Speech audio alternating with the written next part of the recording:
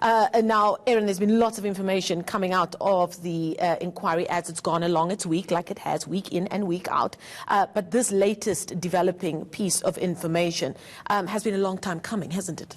It has, and to the credit of Times Live journalist Karen Morn, she did actually report on these dates before we had official word from the inquiry. The significance of what we're seeing now is the two-page statement on behalf of Chairperson Deputy Chief Justice Raymond Zondo, and it gives us some background on the correspondence between the inquiry's team and counsel for former head of state Jacob Zuma over these dates, 15 to 19 July, and the lack of commitment from Zuma to come and give his version of events. He's saying he wants his questions in writing beforehand, likely so that he can mull over them with his legal team, and beyond that he has made no commitment to come and testify on those dates. Now, this question over, speaking of questions, the question over him being furnished with the questions ahead of time, why is that an important a part of this latest development?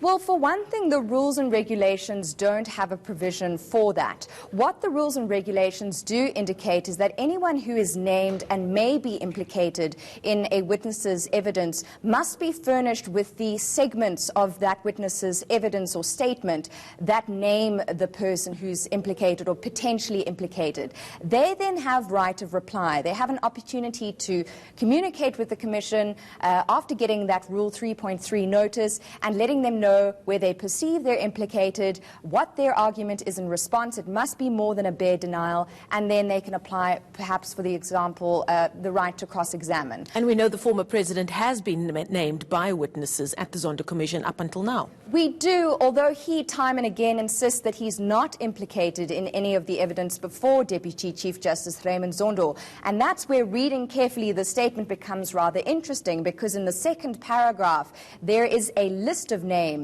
noting that Zuma is mentioned by these witnesses. So let's just go through them quickly for the record.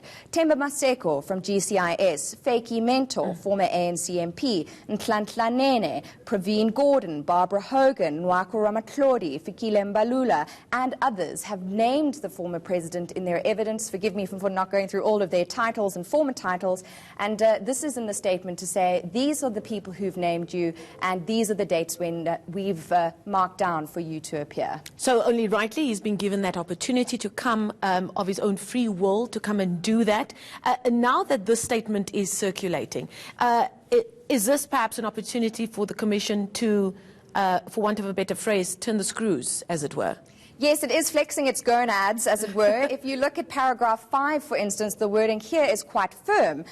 The statement on behalf of Zondo reads, "The Commission is currently reflecting on the fact that after 6 weeks since it requested that it be furnished with the required undertaking," and that undertaking is for the former head of state to appear and give his evidence under oath, "it has not been furnished with the undertaking, and here's the key part, and will take such decisions as it deems appropriate in due course." Now, we must remember, of course, that Zondo has the power to subpoena witnesses. It's not a power he's often used. It's not one to be used lightly, but it's possible, if you want to start reading the subtext, that this may, and I emphasize may, be a tacit referral to that power. So do we see this as a bit of a standoff? What then happens if the former president does not come of his own free will?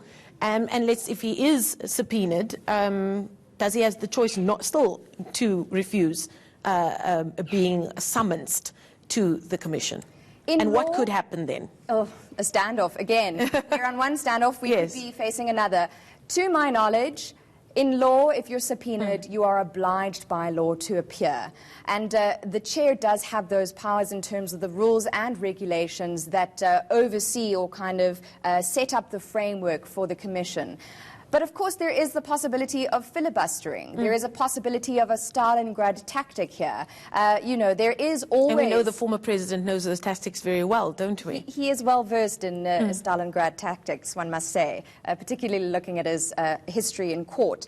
So yes, there is that possibility that it will just become a protracted process. Obviously, there are advantages and disadvantages to that for different parties. It will negatively affect the duration of the commission. Of course, it will create a lot of controversy publicly.